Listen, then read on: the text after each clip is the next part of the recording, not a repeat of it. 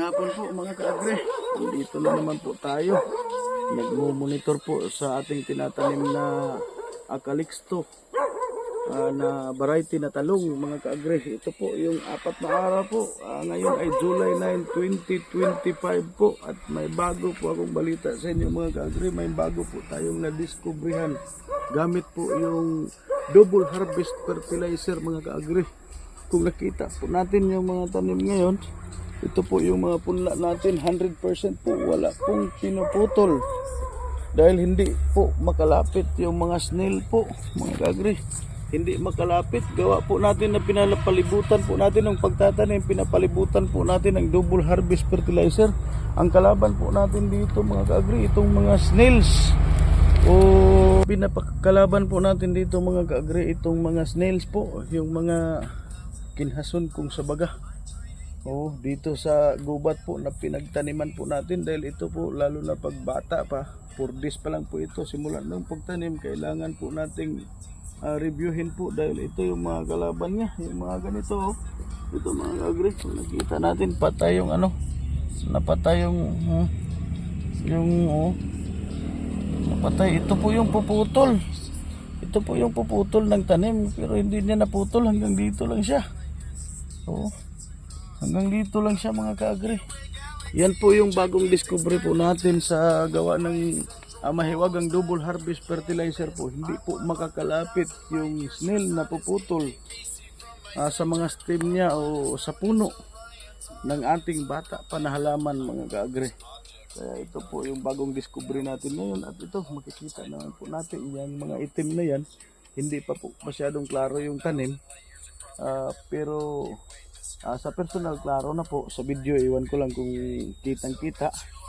Basta klaro po sa mga linya natin. Ayan yung itim na nakikita natin, yan yung gawa ng double harvest fertilizer. Yan yung advantage sa double harvest fertilizer. Yung lupa na balikan na sa pagtanim, parang mabubuhay ulit o magkakaroon ng kulay ulit.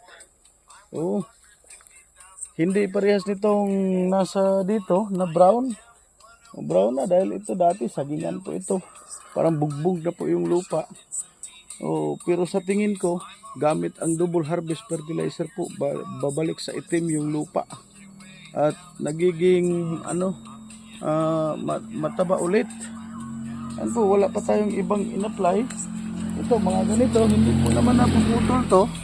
Kaya lang nalanta dahil sobrang init. Kaya gabi kami magtatrabaho mga ka-agri. Ayan pero buhay po yan. Sigurado po yan, buhay yan. Ayan 100% po wala pong pinuputol o wala pong napuputol. Gawa ng mga shell na kalaban natin sa pagtatanim. Lalo na po kung bagong punla po, kung bagong transfer na tanim po. Ito po ang balita ko sa inyo ngayon mga ka-agri. Ito po ang gawa ng double harvest fertilizer.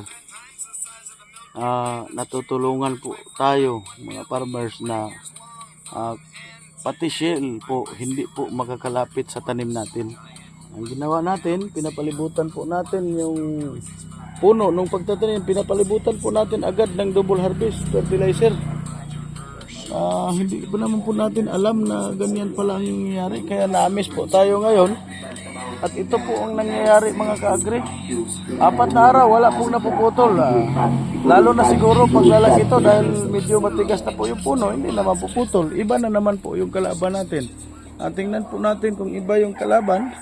Kasi may mga white fly po, may mga stem borer. Tingnan po natin, mas maganda po sana kung maagapan ng double harvest yung mga ganyan. Dahil yung double harvest fertilizer lang po talaga, hindi insecticide. Pero parang double purpose siya sa nakikita ko ngayon. Nagawa niyang harangin yung puputol sa mga puno. Magandang hapon po at maraming salamat po mga ka-agri. Antabayanan po natin sa susunod po nating monitor itong pinagtaniman natin na gamit ang double harvest organic fertilizer mga ka-agri. Magandang hapon po at maraming salamat po sa inyo mga ka-agri.